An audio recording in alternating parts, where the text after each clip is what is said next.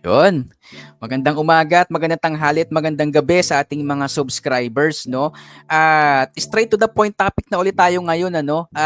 Tulad nung podcast natin itong nakaraan, nakaka-proud ulit to ka-podcast na sase, no? Isang gintong medalya na naman ang nasungkit ng ating kababayan, Sino ba yan? no?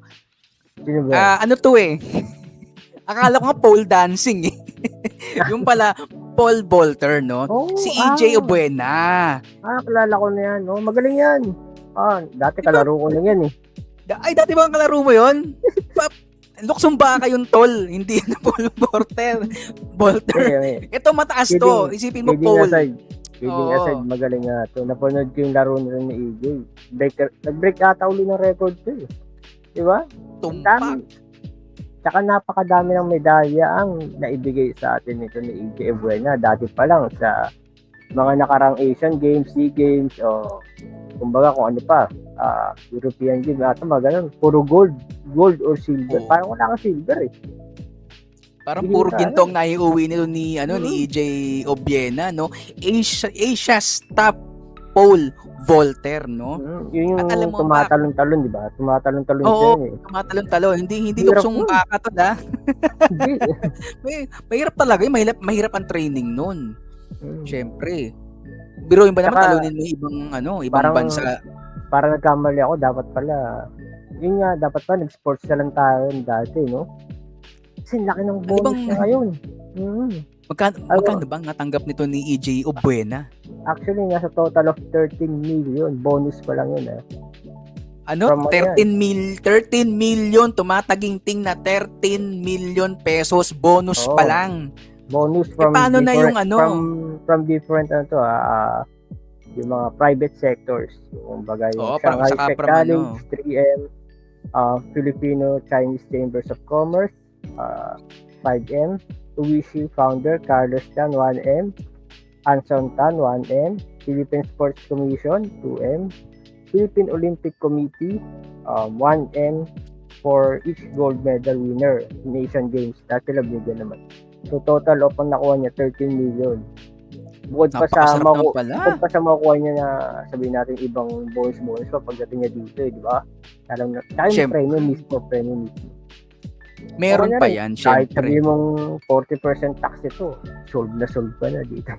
Magkano rin yan kung 40% ay babawas mo? Milyon pa rin ang mapapasayo. Kasi, saka alam ko ka-porncast na sasi, pag sinabing bigay, parang bonus, parang wala siyang ano eh. Anyway, parang walang tax eh. Pero yung parang ano, yung parang premium ata ang meron. Yun ang pagkakaalam ko. Pero anyway, no, isang karangalan na naman sa Pilipinas. Diba? Congrats. Congratulations sa EJ Obuena. Keep up the good work at sana may mga parang way na rin to para mapakita sa ibang bata dito sa atin na hindi lang basketball ang chance nyo para maging successful. Pwede kayo mag-track and field, pole vaulter, yung mga sports na hindi kilala sa atin. Tirahin kasi mas malaki yung chance na doon kayo sumikat. Kaya marathon, di ba? Sana maraming mabilis tumakbo dito. Dami snatcher dito sa atin eh. Marami niyang pre sa Pasay. Kung mag-marathon na, mag-ganon, di ba? Yung, edi nagagamit pa nila talent nila. Di ba yun nga, seek sila sa other sports na may potential dito sa atin. Kasi mga walang panlaban ng Pinas eh. Di ba? Kita mo si EJ Buena, pinakita niya, Paul Volter. Galing, di ba? Pre, iniisip ko pa lang yung paano ko yung magagawa yung ginawa ni EJ Buena. Para mananakit ata yung mga singit ko doon tol eh. Hindi pwede siya yun pa rin, pang matangkad yan. 60 si EJ Buena pa rin.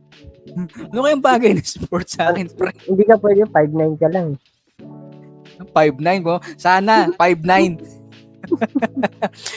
Pero anyway, no, tama yung sinabi ni ka-porncast na sasi, tama yung sinabi mo, no, na marami naman actually talagang magagaling na Pinoy pagdating sa mga iba't ibang larangan ng laro, no, katulad nito, no, yung mga track and field, yung mga mabibilis at magagaling dumiskarte sa takbuhan bukod sa mga snatchers, no, hindi, kidding aside, no. At saka mayroon pang isa eh, nasa dulo kasi ng dila ko. Pero anyway, no, sana nga pakinggan nyo si Ka-Porncast na Sase, yung mga bata dyan, yung mga giliw nating mga subscribers na may balak sumali sa future Olympics o Asian Games na tularan natin to si EJ Obiena, no, na tiyaga, puso at saka yung dedikasyon, no, na ipakita at irepresenta ang watawat ng ating Pilipinas. Kitang-kita nyo naman mga Ka-Porncast, no, gintong medalya ang naiuwi ni EJ Obiena at lubos kami. Oo, talagang masasabi mong napakagaling ng taong to. Hands down ako sa'yo, EJ Obiena. Kasi congratulations. Nanay-tatay din yan, dating mga nag-sports din ata, nanay ata niya sa marathon. Tatay niya, nakalimutan kung anong sports ng airpat niya. Pero, yun na nga, galing sila sa sports-related family. So, hindi nahirapan si EJ. May tumutulong sa kanya, may nagpupush sa kanya sa ganung larangan talaga. Suporta rin ang kailangan ng mga bata ngayon. Isa rin talaga sa key factors, no? Kaya parang buong loob nito ni EJ Obiena. Totoo yung sinabi mo na yung suporta ng lalong-lalo na number 1 pamilya. 'Di ba? Kaya yun. Kaya nila yun. Oo. Saka yung diyan, yung mga tawag dito, yung mga gustong sumali at alam naman nila sa sarili nila na kayang-kaya nilang makasabay sa gantong larangan ng mga laro, ng pambansang laro, no, na ang mga kalaban ng ibang bansa. Go nyo yan, syempre. Wala namang mawawala sa inyo kung susubukan ninyo. Malay nyo, kayo ang susunod na EJ Obiena. Who knows? 13 million. Bukod pa sa mga ibang bonus, no?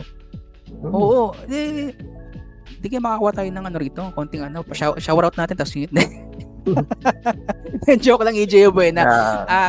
Congratulations sa'yo, no? Keep up the good work, no? At tandaan mo kami mga Filipino countrymen mo, fellow Filipino countrymen mo, napakasaya sa iyong naabot, no? Sana ipagpatuloy mo at patuloy mong irepresenta ang watawat ng Pilipinas sa mga darating pang mga gantong laro. Tama yan. Hoping kami na makita ka ulit namin at maiuwi mo ulit ang gintong medalya. Diba, Ka-Porncast na Sase? Tama, actually, nagka-issue pa nga ito. Buti nga, hindi siya na-apekto nito kasi yung dating chairman ata ng committee nila, yung Paul Volter, something na ganun. Parang inaakusan siya ng kung ano-ano. Buti nga, nawala na yun eh. Kasi parang crab mentality yun. Hinihira lang sa pagbabay. Siguro. Congrats na lang kay Congratulations.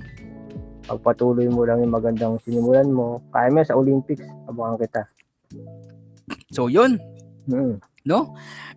Isa na namang gintong medalya talagang naiuwi ng Pilipinas at masayang-masaya kami dito ang dalawa ni Ka-Porncast na Sase. Syempre, alam ko kayo din, masayang-masaya kayo yung mga nanonood dyan, ano? So kung masaya ka, katulad namin, subscribe mo yung channel namin, pindutin mo yung notification bell para lagi kang updated pag may mga ganito kaming video. At ang pangako namin sa'yo, lahat ng ilalabas namin podcast dito, talagang ikasasaya mo at kapupulutan mo ng isang entertainment, no? So yun, may dadagdag ka pa. Tama, no?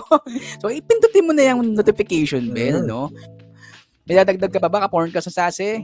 Bago natin magsamantalang papaalam na ako. Ingatan niyo sarili niyo lahat. Bye. Love you all. Pero ba't naman gano'n? Parang nagpapaalam ka na talaga. Ingatan niyo yung sarili niyo lahat.